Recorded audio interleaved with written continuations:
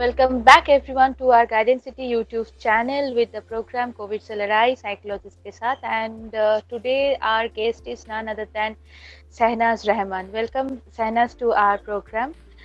Thank you. Thank you so much, Monica. So Sahnaz, let's start with our interview. Like my first question is to you that you already dealing with students from your very beginning of your career, right? And Yes. during these days you are in a reputed institution and you're dealing with different kind of students, so what type of cases you are getting this time? Right now I'm working completely with university students, as you know that, and the age group is 18 to 25. So the basic thing that I'm hearing a lot is that first and foremost, they're absolutely missing their college life experience. And since it's been so difficult for them, they were there on campus for 1 or 2 months, they were trying to adjust, they were trying making new friends, and everything was going on fine with them. And all of a sudden, it happened so that, they were sent back home within a short notice, in 1 day notice, and that impacted some of them. Some were happy that were coming back home. And the most important thing that I am observing in them is that absolutely there's boredom, which is very evident in students. They are tired of this screen time, this excessive screen time, and some of the courses actually requires a lot of in-hand practical demonstrations, and which happens during physical classes, and that's not happening right now. So some kind of lethargy is also working on them, procrastination is also working on them, and overthinking is very very common, like what is going to happen next, how they are going to kind of overcome this situation, whether they will be ever coming back to campus, or they are going to, like, spend the rest of their academic years like this in online mode.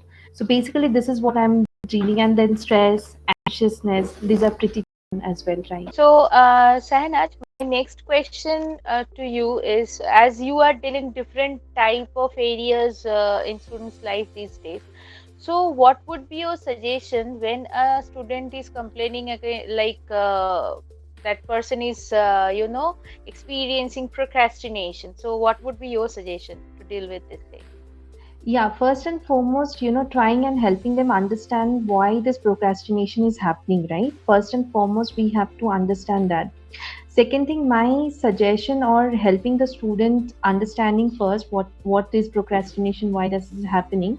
Second thing is to have a realistic, expectation out of a day. So suppose if I am trying to achieve everything in a day, and I have been procrastinating for something for a very long period, so maybe I'll not be able to achieve everything in a day. So having small goals first to kind of accomplish, so that the motivation level is always, what do I say, it's always maintained. So when I am achieving small tasks for a day, and then I try and tell them, then you bring on more tasks where you will be able to handle yourself.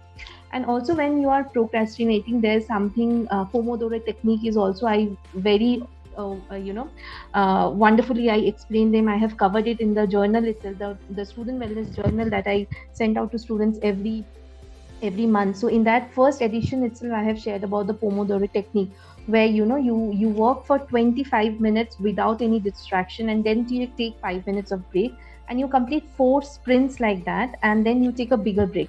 So what happens in Pomodoro technique is that you are not only working without any distraction, but your breaks are also monitored. So what happens in procrastination oftentimes, that you are taking break and it's not monitored. That 5 minutes break becomes 10 minutes, 15 minutes, and then you don't feel like coming back to your workspace at all. So that's how I tell students, about the Pomodoro technique. And another very simple and effective is the 5 minutes miracle. Like what you can achieve in 5 minutes. Look for things what you will be able to achieve in 5 minutes, and do those tasks, so that it helps them to kind of sustain the motivation part, to help them cover this procrastination overall. Tell me one thing that as you already shared some suggestion on procrastination, what would be your suggestion for those students who are becoming so tired with this screen time? I think so. First and foremost, we have to understand that, since the colleges and schools are going on, we cannot really get away from the screen time.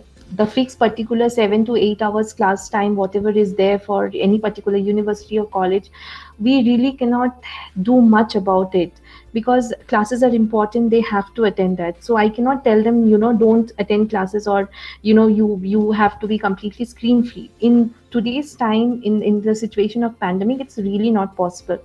But what is possible is that beyond that screen time that they are already exposed to, maybe limiting their social media usage, or engaging more into video games, or engaging more into kind of mobile phone, tablets and iPads, and whatsoever they use. So maybe I would be kind of telling them that after your class gets over, take out at least 1 hour or 2 hours of your time from day to go completely, kind of detox yourself from the screen. Keep your laptop, keep your phone, everything aside, and maybe go for a walk. Maybe just observe the nature around you. Just calm yourself down or introspect about the day, whatever has happened, and not really be in on the screen all the time. So I think that way it might be helpful, but some or the other time it's not helping really, Monica, because students are really really annoyed, frustrated, and they are really bored. So we have been telling this since last year, right? That do this, do that, and but there's kind of a saturation level also that has happened since last year. They have been coping with this change time and again. And but I am meeting so many students also. I would like to share that they have wonderfully channelized their energies. They know that they cannot do much about what is happening outside, but what they can do is that change their mindset, change their focus of attention, and utilize their time and energy into something creative. So that is my observation, what I'm with my interaction with students. That's really very great to know that these days these things are also taking place. So, my last and important question to you, as you are also a human being, though you are a psychologist, still you are also facing some challenging situation in your life too during this time. So, how are you handling all those challenging phase in your life? It's very true, Monica, with the kind of collective anxiousness, the collective grief that we are all witnessing. It's very difficult sometimes, even as a psychologist, to kind of not let you affect them, because it does affect you at the end of the day. And when you're seeing so much in and around you, it sometimes becomes very difficult also to, sometimes you feel overwhelmed. So what I do generally, now I have started doing it every day, is that after I have reduced my screen time significantly. Like I am very mindful about how much I'm scrolling on social media, and whether that is required or not, so much of scrolling. So that is one thing, I have stopped doing it. Second thing, after my work is getting over, I'm always going out for a walk. I live in Shillong, so it's already it's very scenic, it's very beautiful. The weather is absolutely lovely. So I go out. Here is a lake by in the university where I'm staying, and it has a very beautiful scenic visual. So it's aesthetically very pretty. So I just go there. I take some food for the fishes in the pond that is there. I feed them every day. That is my like daily routine. I go for a walk, in and around the campus, channelize my energy into something, what do I say, to the visual picture skew that is around me. And I kind of introspect in each and every day what is happening around with me and everyone else. And the other thing I do is that I am as you already know that I love to see stars and the sky. So that is another thing. I take my, again, screens and everything out, and then I go there. And I one thing I religiously follow is that joining work on time and leaving work on time. So I think that also helps a lot. Yes, this is very important to, maintain that time when we are joining and when we are leaving. And this is what actually very important nowadays, because people are into work right now 24 into 7. They are not able to manage the time. So gradually it is actually creating some impact in our on our mental health. Thank you very much, Sahnas, for this beautiful session with us. And you already have shared so many tips and tricks so that our audience also can apply all those things on them. Thank you, everyone, for watching our program, and keep subscribing our channel, keep sharing our videos, and do like our every video. And thank you, Sainas, again for coming up to our show, and hope that in future I will be again connecting with you. Thank you, Monica, and thank you, Gaurav sir, for having me. It was lovely talking to both of you.